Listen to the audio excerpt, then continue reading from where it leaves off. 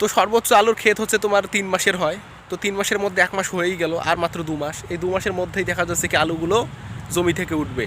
আর আমাদের খিয়ার এলাকা বা পলি এলাকা যেখানেই বলেন না কেন, যেখানেই আলু চাষ হয়, এই আলু বাড়িতে আসলে অনেক পরিশ্রম, কিন্তু পরিশ্রম হলেও আলুর যখন দাম থাকে তখন কৃষক কিন্তু খুব মানে আনন্দিত, এক কথায় খুব আনন্দিত হয় যে আলুর অনেক দাম। আর যখন আলুগুলোর দাম থাকে না তখন আসলে কৃষক অনেকভাবে আসলে মানে ধরা খাওয়ার মতো লস, তাদের চাষটাতে লস হয়ে যায়। তো ভারত বলতেছে তাদের আলু না হলে আসলে আমাদের নাকি দেশের মানুষ না খেয়ে পরে মরে যাবে। তো এত সুন্দর সুন্দর আলু, তো আমাদের দেশের কৃষককে যদি আসলে সুবিধা দেওয়া হতো তাহলে তারা এই আলু চাষে আরও আগ্রহী হতো এবং ভালোভাবে সুন্দরভাবে তারা আলু চাষ করতো। আমাদের দেশের চাহিদা আমাদের কৃষকরাই দেখা যাচ্ছে কি মানে ফসল ভালো উৎপাদন করে, ভালো চাষবাস করে দেশের চাহিদা আসলে মেটানো সম্ভব হতো। যদি সম্পূর্ণ মেটাতে নাও পারে, অন্তত 100 ভাগের মধ্যে 80 ভাগ মেটানো সম্ভব হতো।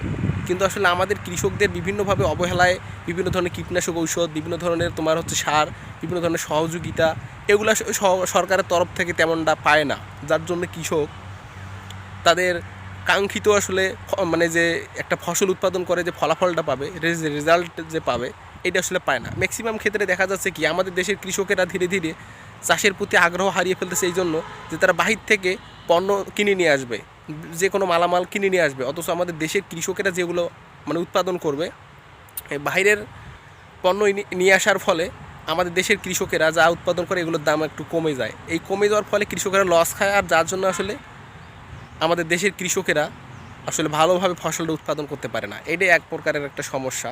তো এই সমস্যার সমাধান মনে হয় সরকারই একমাত্র দিতে পারে।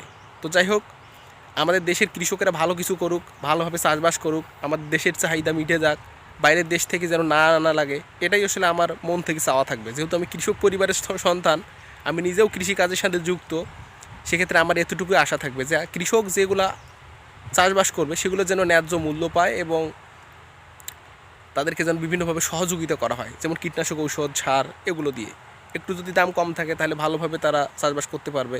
কিন্তু তারা যেগুলো উৎপাদন করে সেগুলোর দাম কম, আর যারা কিনে সার, তোমার বিভিন্ন ধরনের ঔষধ, এগুলোর দেখা যাচ্ছে অনেক দাম বেশি। এই ক্ষেত্রে আসলে কৃষকরা ধীরে ধীরে মানে ফসল উৎপাদন ক্ষেত্রে একটু মানে অনীহা সৃষ্টি হয় তাদের। যদি দেখা যাচ্ছে জমি আছে 5 বিঘা, তারা আলু আবাদ করে ধরা যাচ্ছে 2 বিঘা বা থাকি 1 বিঘা, আর যদি দাম পাইতো তাহলে তার 5 বিঘাতেই আবাদ করতো। তো এইভাবে প্রত্যেকটা কৃষক যদি এগিয়ে আসে তাহলে কিন্তু ভালো কিছু হওয়া সম্ভব আমাদের দেশেরই।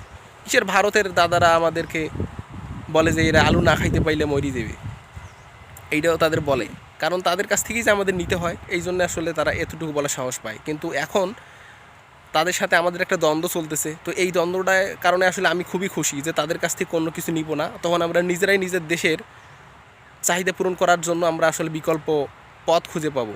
আসলেই আমরা কিন্তু সেই পথটাই খুঁজে পাবো। তো যাই হোক, ভালো থাকবেন, সুস্থ থাকবেন, দেখা হবে অন্য কোনো দিন অন্য কোনো ভিডিওতে। আসসালামু আলাইকুম।